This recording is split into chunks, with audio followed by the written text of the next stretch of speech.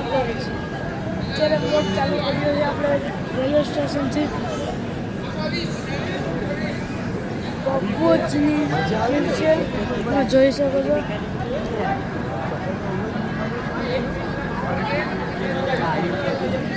નથી જે ટ્રેન વહી ગઈ છે અત્યારે આ જગ્યાએ ટ્રેન નથી ટ્રેન થઈ ગઈ છે ગાયબ. અત્યારે આપણે પહોંચી જાય છે.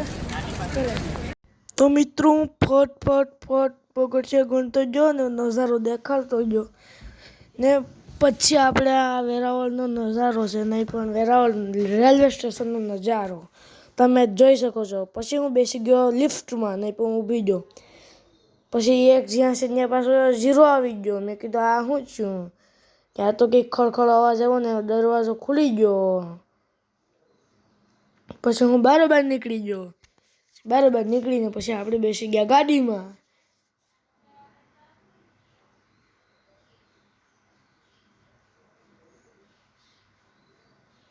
પછી હું ગેસના સાડા કરવા માંડી ગયો. આ પહેલો, બીજો, આ ત્રીજો, ચોથો, આ પાંચમો ને પાછા રિવેસ. પછી આ સીએનજી પુરાવી લીધું. પછી આ કાંઈક છે પેટ્રોલ પંપનો નજારો.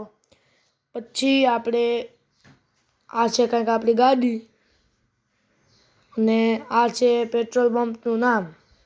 ત્યાં તો હું હોળીમાં લાઇટ થતી હોય જોઈને હનુમાન કેફેમાં પૂગી ગયો ને પાર્સલ કરાવી લીધું. એક વસ્તુ લેવાની હતી. પછી આપણે મહાબત બાપાના મંદિરે કે તપે કીર્તન જોવા નીકળી ગયા.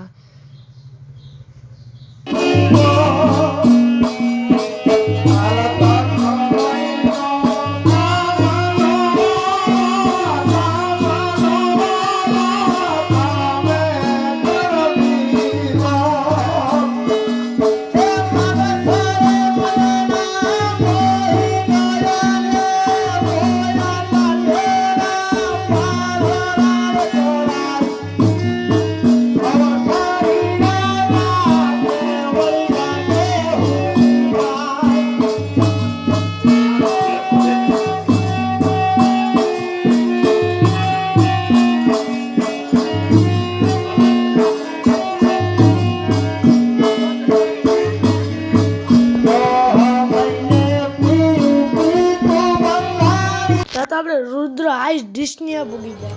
આ છે કાંઈક બાપુ. ₹50, ₹80, ₹80, ₹120, ₹150 ત્યાં સુધીના ગોલા મળશે. આઈસ્ક્રીમ મલાઈ વડાપાવ મળશે. ડ્રાયફ્રૂટ બોલ. બીજો આ છે બાપુનો બોલો બાર. અને ઘણા બધી કલરની વસ્તુ છે તમે જોઈ શકો.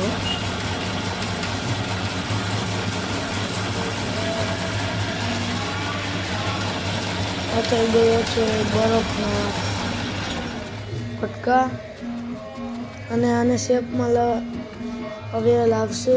પછી એમાં ઓરેન્જ કલર નાખશે.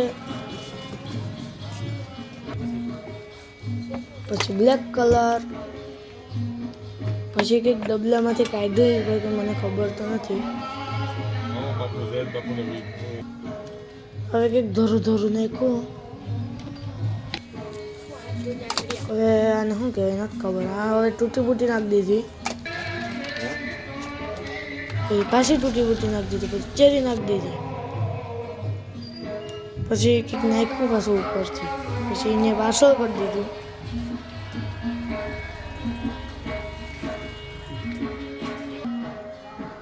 આ કંઈક છે ગોલો.